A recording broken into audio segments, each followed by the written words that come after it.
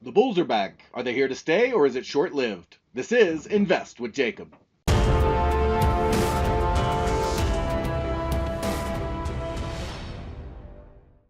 Okay, guys, so in yesterday's video, we talked about that potential direct move lower, assuming they could reach down to that 1.0 extension around 43.18. They were unable to reach that and pushed back over the pivot, and now it does look like they want to take the ABC alternate path higher.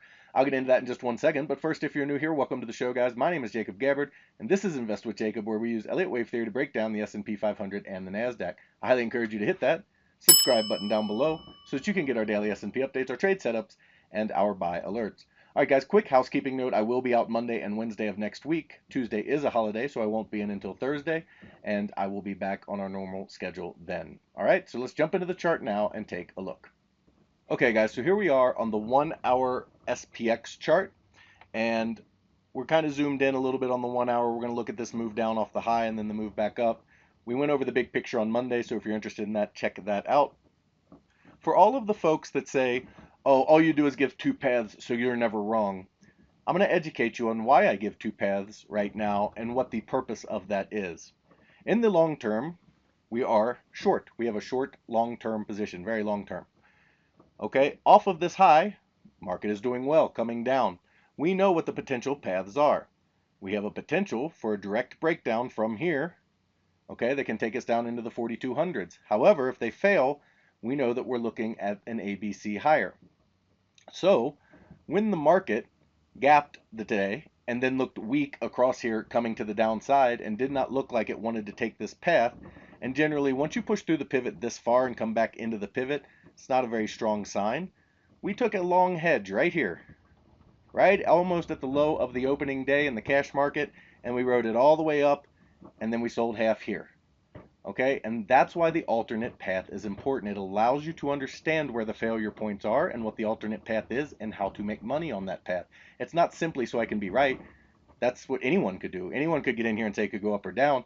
It's to let you know where the key levels are so that you can trade off of them and understand where your stops are. So overall, we look at the risk reward and we say, hey, it's back up in the pivot. If they break it back down, we can cut it right here. But if not, we make money on this upside, okay, in a very short-term hedge where it's gaining money faster than we're losing money on our very long-term short. That's why we give two paths. It's so that you can understand where the failure points are and how to make money off of them and how to protect your position off of them. That's the point. Okay, so to get into the actual counts and what we're looking at, we are counting this move down now as a bigger wave one. I talked about it yesterday. I said it is possible that this could be wave one and we'd start into wave two, which we were looking at, but it does count as a wave one here. You got 1, 2, 3, 4, 5. So we're looking at wave one down to here.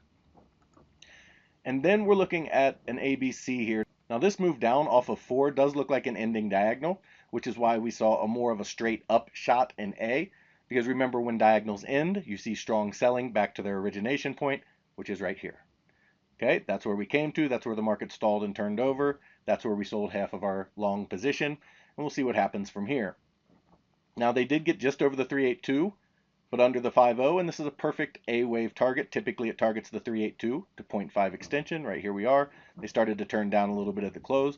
So we will see if we get follow through to the downside. We would expect that to come down into the 43.50 area, and then one more push back up into the 44.03 to 44.20 area to complete this move higher. Now, it did come high enough because it's over the 382 that this could be all of wave 2, where they could punch it up in the overnights and maybe gap up and then come down, and that's all of wave 2. But more traditionally, you would expect this pullback and then higher. So that's what we would look for as a completion of that move, and then from there, we would look for the start to a move down. Now, can they take this directly higher? Of course they can. If they push it over 44.21 on the SPX, that should be a warning to the bears that they're going to try to take this higher. It doesn't mean they will, but it should be a warning once they get above this level. You should be looking for continuation at that point.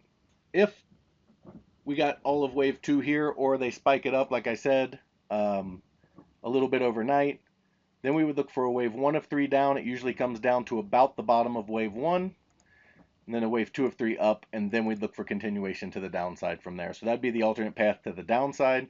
Otherwise, we would look for them to move it up into this 44.03 to 44.21 area in a wave 2 or a wave B. Could be an A, B, C down. It could be a 1, 2, 3. We're still not there yet. We need to see a 5 waves on a bigger degree. And that's what we would look for overall. Over on the NASDAQ. Okay, on the NASDAQ, guys, it does look like an A wave down more than a wave 5 down here, or wave 1 down. It does look like it is possible for that to be wave 1 down, and this is wave 2 up. However, this wave 4 is quite high. I don't like it up here. It technically did not invalidate, which makes it possible. But it's not my favorite 5 wave count to the downside. So we are looking at this either being wave 1 or wave A. Then we'd be looking at a wave B up into this 15,165 to 15,329 region. And then we'd look for either a wave 3 or a wave C to the downside to complete this move. So we would expect the NASDAQ to come up and pull back and then bounce in a C wave up into that area we just talked about and then start its down move. That would be the primary path overall. But because the ES was further along than the NASDAQ and the NASDAQ did some catching up here, it is still possible, okay, that this was wave 1 down, this is wave 2, this is 1 of 3 and 2 of 3, and then we'd look for a 3 of 3 breakdown to the downside. Now obviously that will invalidate over this high, this wave 4 high here around the 16,238 region, and anything that gets up really kind of close to that, you know, the 618 lines up with that target as well, we would kind of consider a wave 2. The 618 is a common retrace area. It does line up pretty well with this. So anything that takes out this high or gets close to it, I'm going to lean more toward being wave 2. But it is possible if they move directly down from exactly where we're at that we're going to start wave 3 lower in the NASDAQ more directly. So that primary again is that ABC up into that 15,165 to 15,329 region, then down. However, if they do try to take it directly lower from here, then and break this low, we would consider that being in wave 3 of 3 already. Guys, if you love the information I put out in these videos and you want real-time market updates from me, you need to check out investwithjacob.com. There's a link down in the description. Go ahead and click that link and it will take you right over to the website. Once you're there, check out our membership plans area. We have 2 incredible monthly plans as well as our Elliott Wave for Beginners course. This course is helping people left and right become better traders and gives them the ability to truly understand how the market works and why, and it is an incredible value. You get 25 videos. You can see here the video on the pivot. You get 25 videos over here with my chart setup and tools, my introduction, all of the Elliott Wave for Beginners course where I go through each wave, all of its targets, how to find them, when it invalidates, all those types of things. It will give you a great understanding of Elliott Wave and how to use it, and I know it will improve your trading.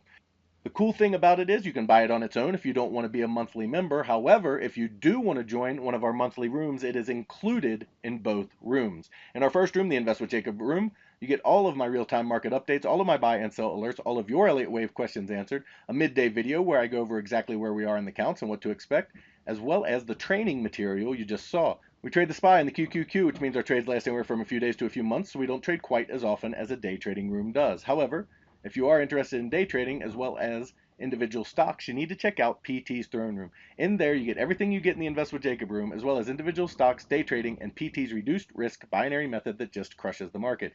He gets you in at a cheap price and gets you big multiples on your money, and it's how he structures the trades that's so unique. Something you have to see to understand, and that's another reason we give you that 7-day free trial. He also started a challenge account where he put $4,000 into an account trading mini ES futures, showing you how to build a small account into a large retirement or savings account. Guys, we would love to have you in our room so we can all make money together. All right, key takeaways for today. Our primary path on both charts is the ABC up, where we get a B wave down and that C wave up toward the 44.05 to 44.20 region. However, they have pushed it high enough that we can move directly lower. If that's the case, we would be starting into wave 3 at that time. Over on the NASDAQ, ABC up into the 15,165 to 15,329 region. Once it gets to that point, we would look for a C wave or potential wave 3 to the downside.